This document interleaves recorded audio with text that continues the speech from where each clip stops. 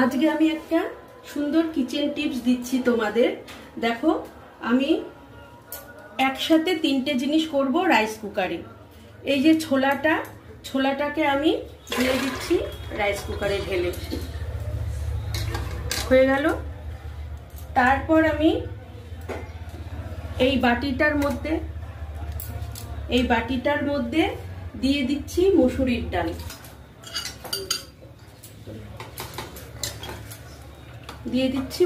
ডাল।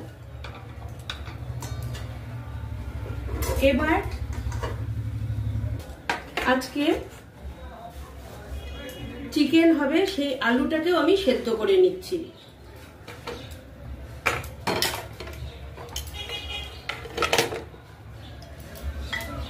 আমার হাতে খুব অল্প সময় ছিল, ওই জন্য ভেবে নিলাম একসাথে তিনটা কাজ একবারে হয়ে যাবে, আমাদের সময়ও বাঁচবে, আবার জ্বালানি খরচটাও বেঁচে যাবে। এই যে দেখো, রাইস কুকারটার আমি সুইচ দিয়ে দিচ্ছি। এবার এটা হতে থাকবে, একসাথে তোমার ছোলা সেদ্ধ হবে, ডাল সেদ্ধ হবে, আলু সেদ্ধ হবে। আমি আবার 15 মিনিট পর ফিরে আসছি, খুলে দেখাবো কিরকম হয় জিনিসটা। এবার দেখো, 15 মিনিট পর ফিরে এলাম, দেখি কি হয় জিনিসটা। এই যে দেখো, আলুটা একদম সেদ্ধ হয়ে গেছে, এটাকে আমি তুলে নিচ্ছি। এবার ডালটা দেখাচ্ছি, মসুর ডালটা। এই যে মুসুরির ডালটাও দেখো একদম সেদ্ধ হয়ে গেছে। এবার দেখাচ্ছি ছোলাটা।